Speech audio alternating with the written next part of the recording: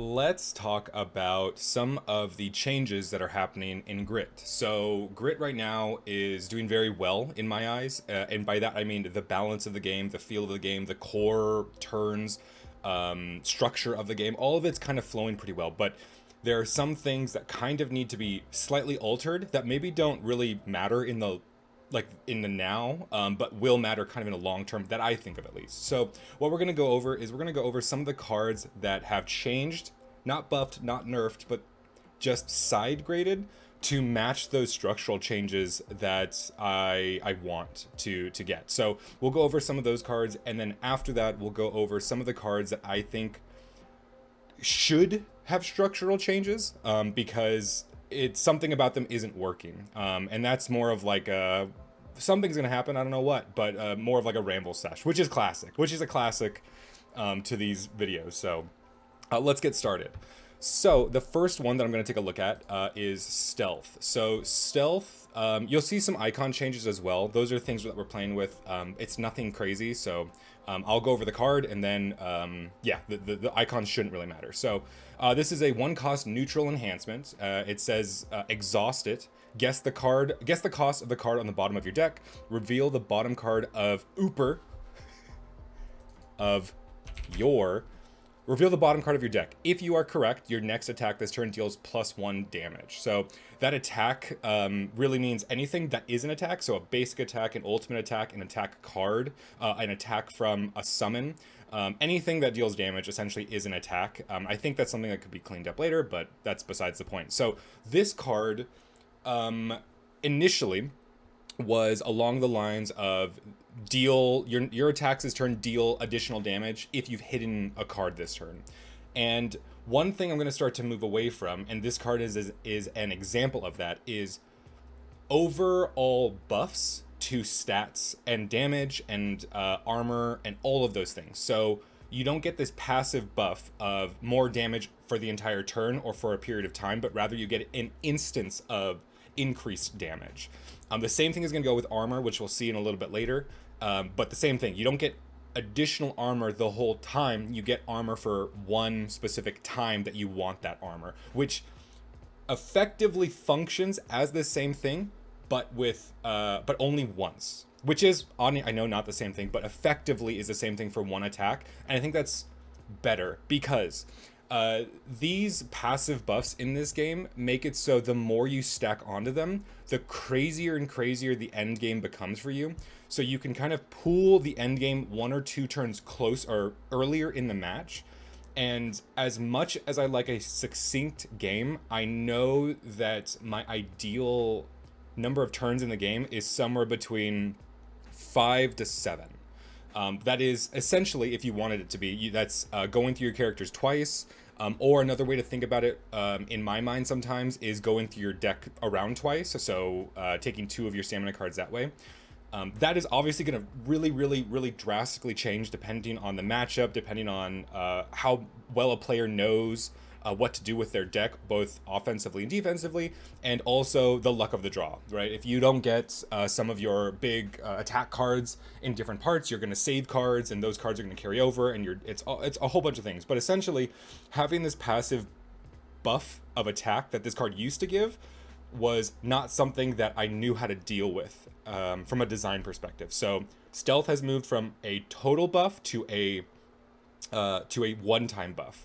And I think this fits the card a lot more because it is a neutral card. Neutral cards are not meant to be strong. They're not meant to be these crazy things that you're like, well, yeah, I'm going to include it in every deck because it's so easy to get the value out of this card. Neutral cards are meant to provide a hyper-specific function, and a good payoff for that. I still have put PF. I didn't even see that. Or a relatively underpowered effect that fits into like a piece of a puzzle into a deck's archetype. So stealth is kind of both of those things. It's not amazing, but it's available to the guild characters, and it's easily done. It's also, I think, slightly underpowered, and that's how I want neutral cards to be. So I think this card better represents that idea. So sorry, stealth. Yeah, so structural change, removing passive buffs. Next, this one has a ton. This one has so many things that have changed about it, but it doesn't necessarily look like it. So Lean Into It is a zero cost Brave defense card. And that with that, it says prevent 1 damage. It's just fine. Then hide up to 1 guild card from your discard pile. It also has an ambush effect. An ambush is an ability that triggers when this card is revealed or flipped face up from somewhere. So ambush, hide up to 1 guild card from your discard pile. Okay, Lean Into It is a fine defensive card. If it just said prevent 1 damage, it'd be okay. It would be fine. But with this hide the guild card from your discard pile, it used to say hide the top card of your discard pile, but now it just says hide just a card from your discard pile. And this is a structural change in the game about the order of your discard pile. Initially, the order mattered. So if you discarded a card, it would go on top, and you couldn't change that. Nobody could change that. So you could reference the top card of the discard pile, and if it was a certain color, or if it had a certain cost, or you could do something with it, that was the point, is that you could maintain this, and you only had some modicum of control over your discard pile. But I think from a competitive level standpoint, and from my own personal experience in card games, that having to deal with a discard pile that has a specific structure is, to me, like almost a logistical nightmare. This idea came from Marvel Champions, which has a structured and a non-changeable, changeable? I don't know what fungible is not the right word. A structured discard pile where you couldn't change it. And so because this game was based off of that, I tried to take something like that because I said, I don't know what I want, so I'm going to start with this. And over time, I realized that's not what I want. Other card games that I play, when I play a deck that has something to do with my discard pile, if there are X amount of events, if you have this number of spell cards, all these things where it's like, what is in my discard pile and what do I care about? And I don't know why, for some reason, I love being able to fan out my discard pile in specific ways so I can see those things at a glance. But I really like just the tactility of putting the things I care about here in a nice little order and then putting the other things to the side, sideways, I don't know, it doesn't matter. And that is a very just like a nice, very small, very tiny tactile feel that I like to have control over. And I didn't have that in this game. And not that that's like a horrible thing, but it's just like, well, why not? Is it so I can have 1 or 2 cards that reference the top card of your discard pile? Like, I don't mind giving that up. So that's how we got to this. No longer is it just hide the top card of your discard pile. Now it's hide up to 1 guild card from your discard pile, giving you an insane amount of flexibility. Because a lot of your cards care about the bottom card of your discard pile, this card gives you that flexibility to be able to put whatever you want in there. Obviously, this is yet to be seen if this is like a side balance, because right now in my mind, it obviously isn't, but I don't know how strong this hide up to 1 guild card is in general, because I just haven't tested it enough. Like there hasn't come up these too many situations where I'm like, oh, I can just put a 4 cost on the bottom, or I can put an attack card that I know will get through, and I know at the end of my when I get to the bottom of my deck, I'll have this ready for me. So that'll come up in a second later again, by the way. Remember this point, put a pin in it, it'll come back up. So that's where this came from. It could be too strong. It's yet to be seen, but it's gonna, regardless of what that is, it's gonna stay this way. The discard pile will not have a structured state. You can change it as much as you want. It's malleable. I don't know what the right word is. I'm just gonna start throwing them out there, and one of them will stick. Next is ambush effects. So I started ambush effects for trap cards. So trap cards are cards that are skills that don't do anything in the tricky archetype, but then when they're flipped face up for some reason, they do a really good strong thing. So they deal damage. This one exhausts a card. They discard cards from opponent's hands. Like, they do kind of really strong things, and the more value you get out of it, the stronger and stronger they become, like almost exponentially, which is another thing. But ambush effects are most often, if you don't flip cards or reveal cards, are most often coming from your stamina. When you take a stamina card from a hit, you're going to reveal your stamina card, and you're going to do what the ambush effect says if you want to, and then you're going to put that card into your tenacity or into your hand. And so the cards that provided buffs, so something like you get +1 armor, your active hero gets +1 armor until the start of your next turn, were not fun. They were like overly strong, because decks that could abuse them would abuse them very easily, and that made it for some turns where you just couldn't do anything, and that's not okay in my mind. So that is all talking about removing passive buffs, and it's also talking about taking ambush effects and making them something that are pivotal, like allow you to effectively choose if that thing is good for you or not, and making the most of it. So in this case, hiding a guild card from your discard pile is strong, but knowing what that is going to actually do for you is a different story. Because a bunch of guild cards want you to either hide cards or have a specific cost or whatever on the bottom of your deck, you're planning that with this card. This comes out of your stamina. Hey, I'm getting hit, I need to kind of like rally back up. Okay, I'm gonna hide up my highest cost guild card into blood, which is Blood Paw, and then on my next turn I'm gonna pop a strength potion which says reveal the bottom card of my deck, and I get that much attack this turn, which we'll talk about in a second. And now I'm like super buff, and I can now ready my hero with bandage up because I have that in my hand. And now if I get attacked again, I can prevent a damage and hide another card, which, like, there's a lot going on here, right? But essentially, those are the options that are available to you. And this card, this ambush effect, allows you to do that without breaking your opponent's turn, like, down to the core. So it's a lot to say ambush effects are going to be very tame going forward, as opposed to what they were in previous iterations of the cards. So that means any of the playtests that were before this. So that's it. Yes, Lean Into It changed a lot, even though it doesn't really look like it.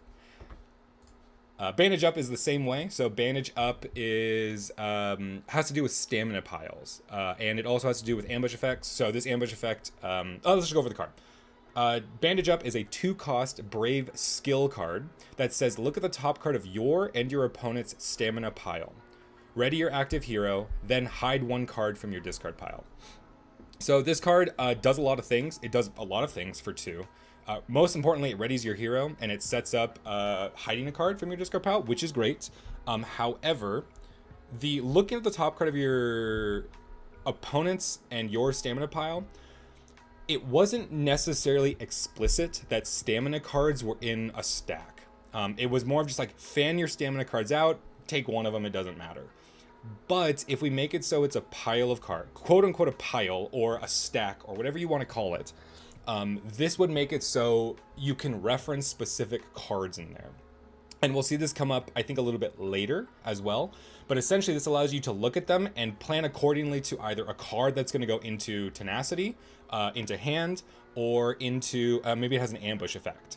And that's what this essentially does. I think that effect is overall a little weak, but having some sort of knowledge maybe is some sort of helpful. That's what I keep telling myself. Basically, this card says ready your hero and hide a card, and then there's a little sprinkling of something else on top. I think we could lose that sprinkling, only because it's a very specific effect, but that's it. It's just an effect. It gives you some information, so we'll see. We'll see if this sticks around, but essentially, stamina cards also now have an ordered stack. You start at the top, you take that one, you flip it until you get to 0. You don't get to choose or go out of order. The top is the top. So we'll see what that means later as well. Ambush effect as well. Do a thing, draw 2 cards, hide 1 card from your hand, then discard this card. You're essentially trying to set up something later. You get to draw 2 cards, so you are going to go card neutral when you hide and discard this card, but you get to switch some cards in your hand if you want to. So it's not a I'm going to do this every time effect. It's a do I need to do this effect, and how do I need to do this effect properly? So yes. Great. Next is let's start to move downwards. It hasn't been explicitly said, but for song cards, so song cards, here is one here for the good guys. It's a 4-cost card, Song of Iron, that is a friendly enhancement. It says, while ready, your active hero's armor becomes 4. Then it has a forced ability, which says, exhaust when you declare a rest action. Choose to discard one of your tenacity cards. Choose to discard one card from your tenacity, or discard this card. And okay, a lot to talk about here.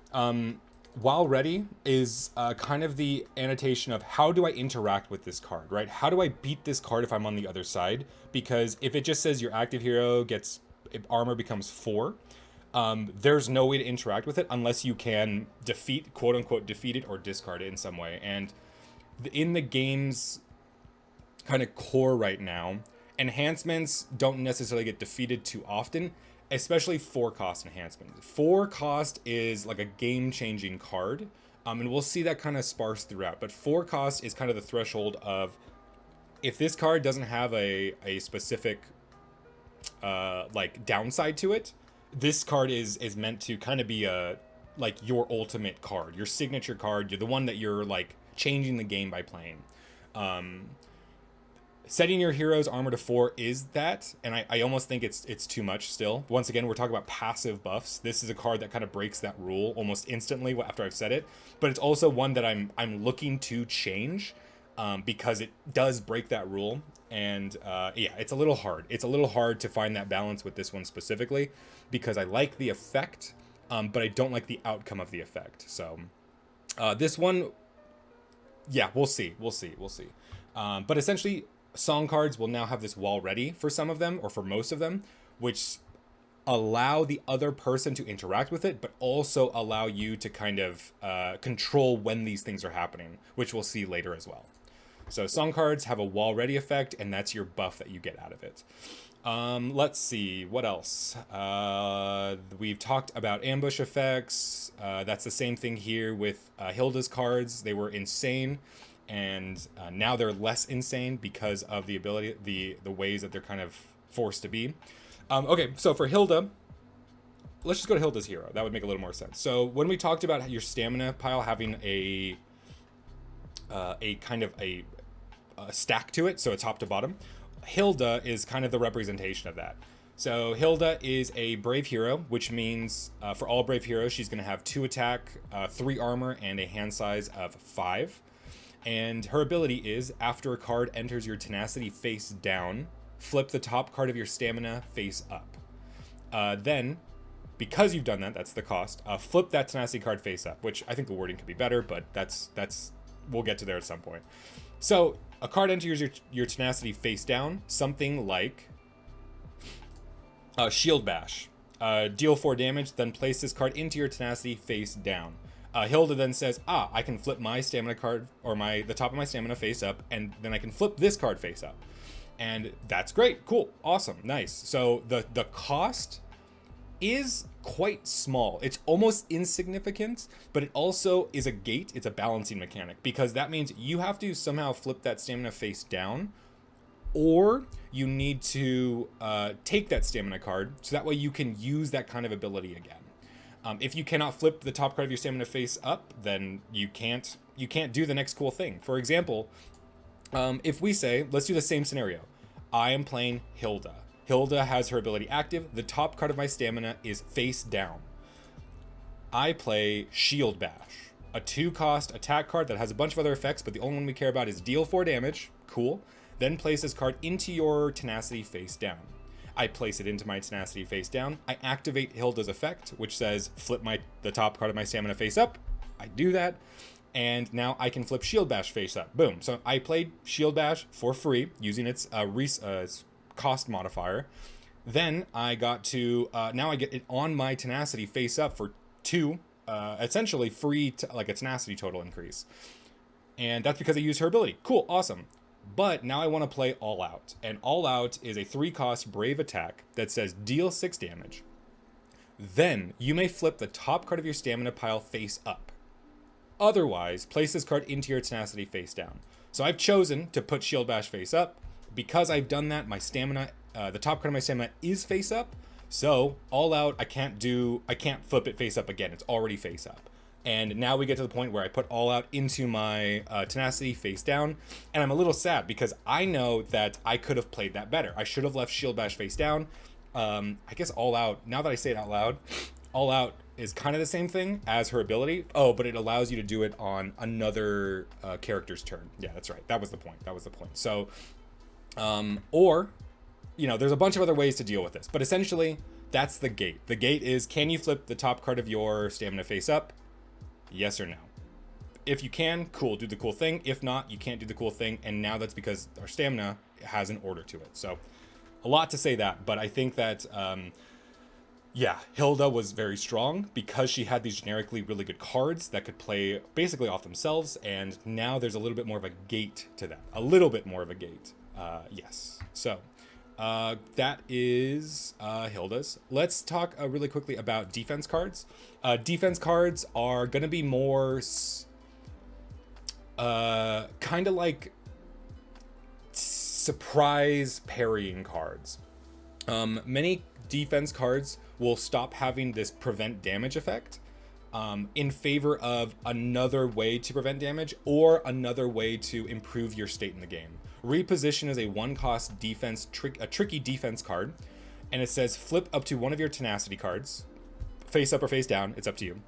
Affinity, so if your hero is tricky, purple, place 1 trap from your discard pile into your tenacity face down. This card in itself does not say prevent damage, but by placing this into your tenacity, you can prevent 1 while parrying with it. You also get to flip a card in your tenacity.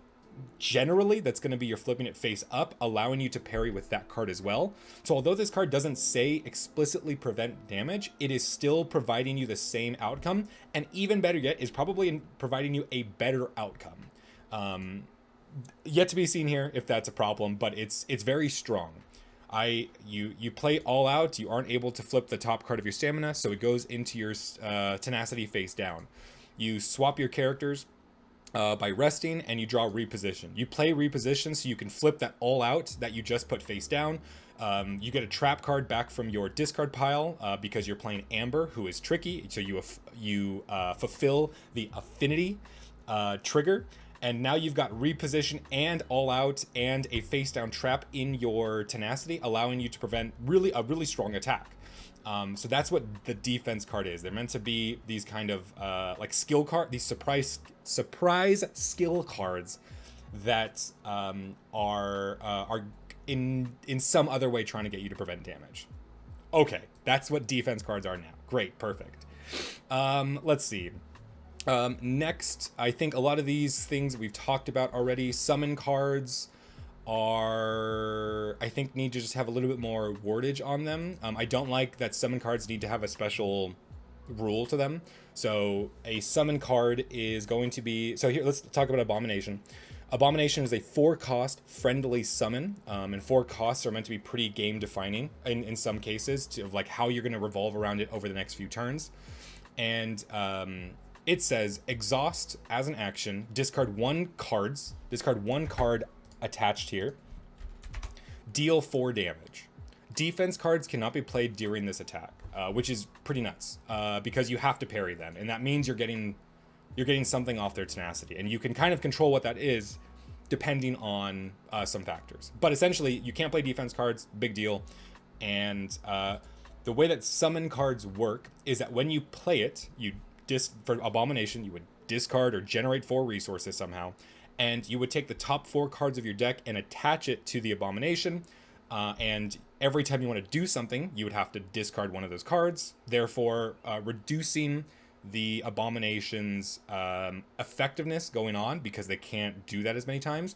And also the number of cards is tied to their armor value. So if someone wants to attack a summon, they have to deal more damage than their armor value, like a hero, where that armor value is changing depending on the number of cards that are attached to them. So you play the Abomination, you attach the top 4 cards of your deck to it. It has an armor value of 4, but you decide to use its action to discard a card and deal 4 damage from it. That means on your opponent's turn, it's only going to have 3 cards remaining, which means its armor value is going to be 3. So you've dealt damage, but you've given up its defensive capabilities, and you can also not block for summons. And none of this is clear, right? Because it hasn't been stated in the rules anywhere. But I think that's pretty much what we're going for. So I think that something needs to be put on these cards so it's more apparent. Okay, play to summon. What do? Will you attach the top, its cost in cards from your deck? That's its armor value, and none of that's stated on the card. That'll get changed. But summons are going well. They are going well. I actually had nothing to say at all. So I'm going to save you that, and I'm going to say that we're going to end it here. And hey, if you made it this far in the video, oh my gosh, thank you so much. You're amazing. You're a wonderful human being, and I appreciate every second of your ears or eyes that I took over for the past 30 minutes or whatever it was. And if you didn't make it this far, got him. But wherever you are, whenever you are in the world, have a great day, night, morning, weekend, vacation, holiday, breakfast, lunch, dinner, snack time, whatever it is, wherever it is. I hope that I get to see you in whatever the next video is. So, see ya.